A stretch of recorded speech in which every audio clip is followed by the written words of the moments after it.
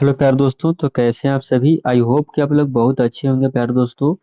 तो आज की इस जीके जीएस क्लास में मैं आप सभी के लिए महत्वपूर्ण क्वेश्चन कराने वाला हूं जो कि मानव शरीर से संबंधित होने वाले हैं।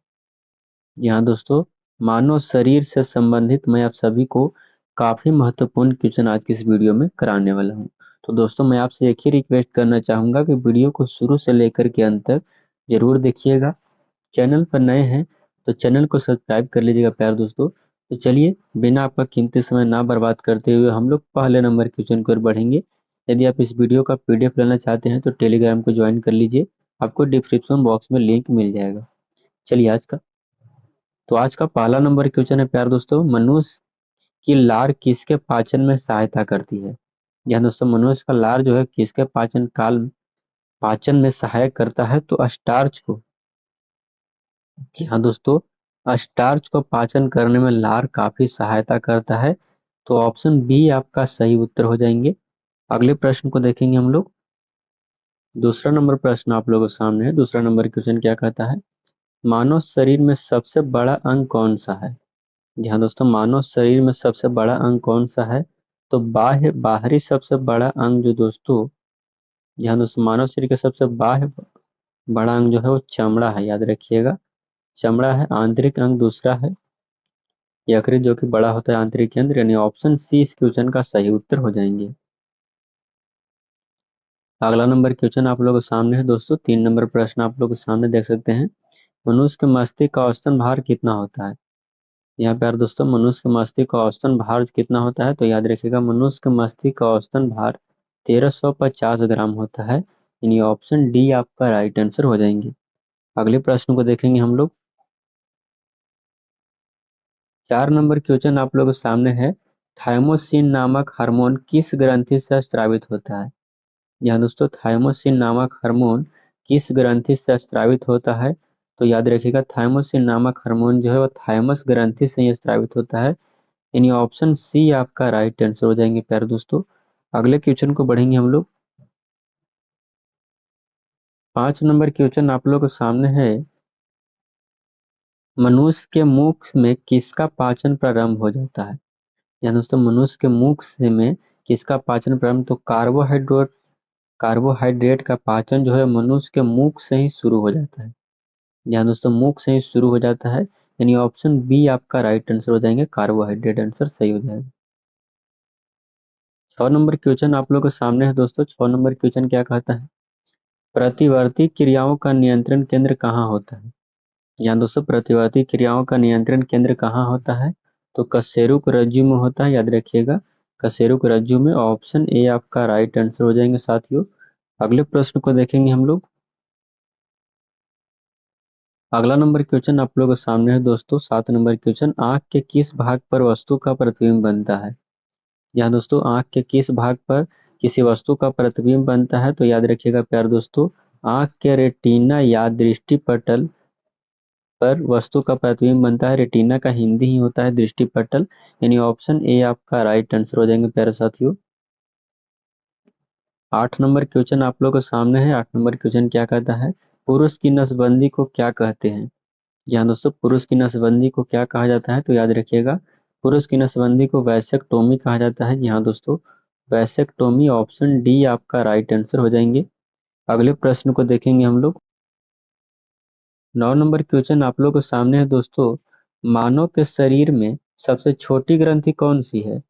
यहाँ दोस्तों मानव के शरीर में सबसे छोटी ग्रंथि कौन सी है, तो दोस्तों सबसे छोटी ग्रंथि जो है पिट्यूटरी ग्रंथि, जिसको मास्टर ग्रंथि भी कहा जाता है।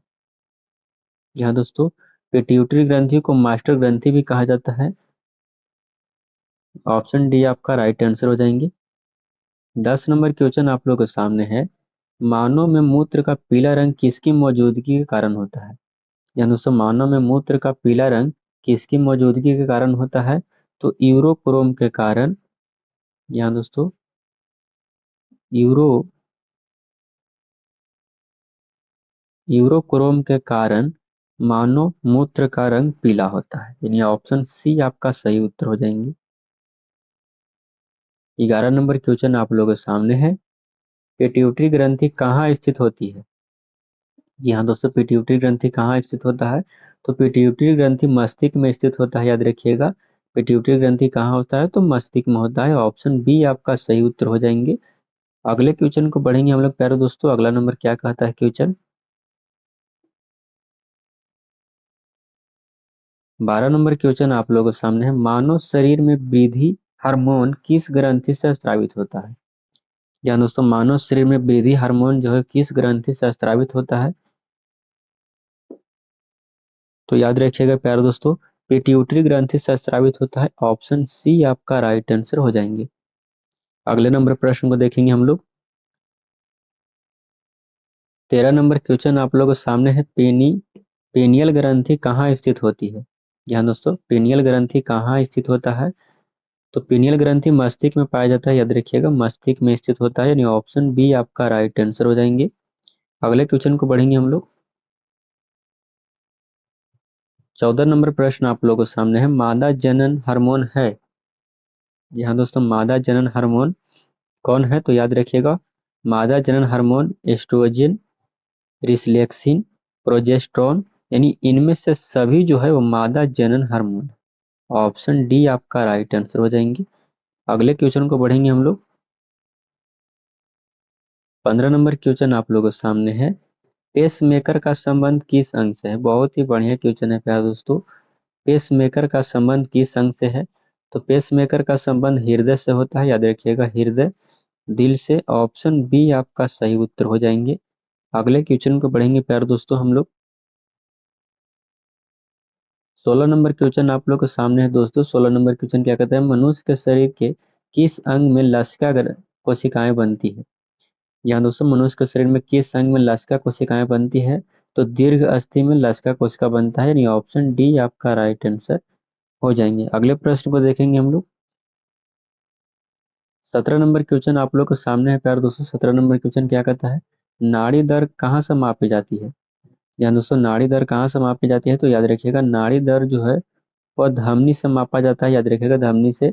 ऑप्शन डी आपका राइट आंसर हो जाएगा। चैनल को सब्सक्राइब जरूर कर लीजिएगा प्यारे दोस्तों, क्योंकि मैं आप सभी के लिए काफी महत्वपूर्ण क्वेश्चन करा रहा हूँ। तो चैनल को सब्सक्राइब तो प्लीज कर ही लीजिएगा।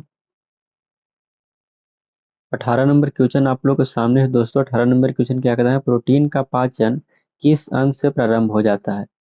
यहाँ दोस्तों, प्रोटीन का पाचन किस अंग से प्रारंभ हो जाता है, तो उदर से प्रारंभ हो जाता है, याद रखिएगा उदर से, पेट से।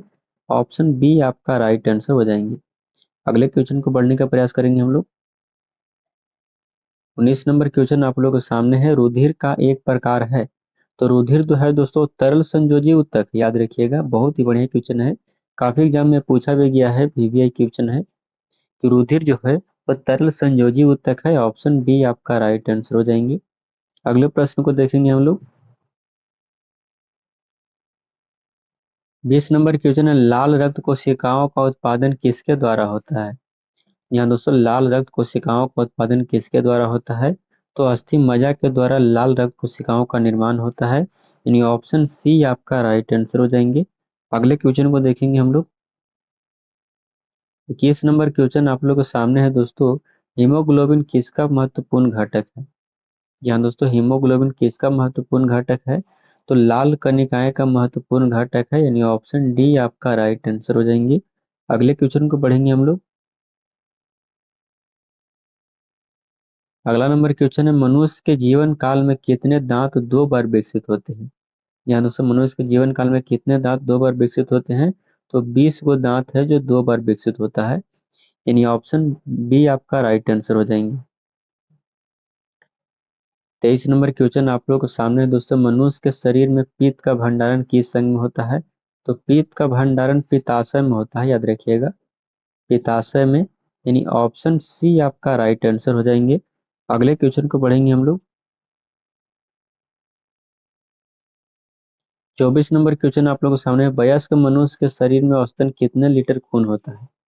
यहाँ दोस्तों, वयस्क मनुष्य के शरीर में कितने लीटर खून होता है, यानी 18 वर्ष की उम्र से अधिक, यानी 18 वर्ष से अधिक तक के मनुष्य में कितने खून होता है, तो 5 से 6 लीटर होते हैं, याद रखिएगा 5 से 6 लीटर।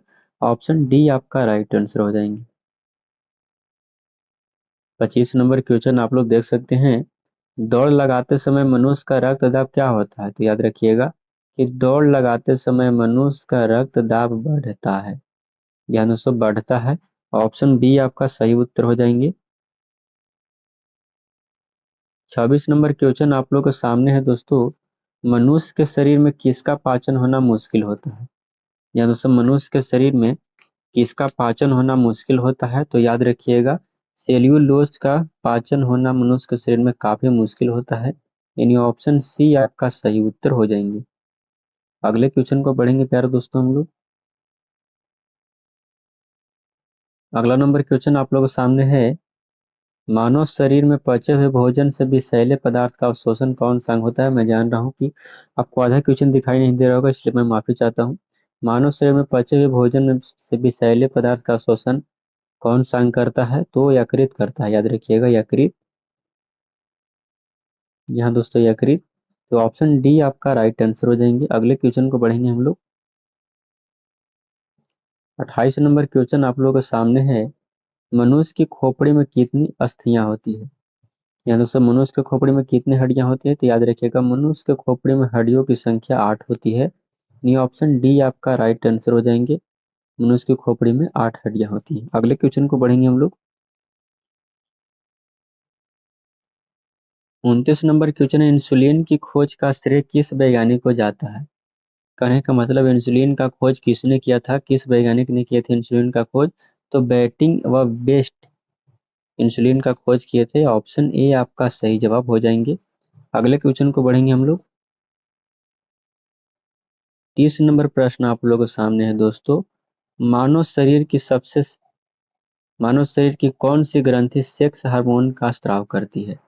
यहाँ दोस्तों, मानव शरीर की कौन सी ग्रंथि जो है और सेक्स हार्मोन को स्रावित करती है? तो याद रखिएगा, एड्रिनल ग्रंथि जो है सेक्स हार्मोन को स्रावित करती है। ऑप्शन सी आपका सही उत्तर हो जाएंगे।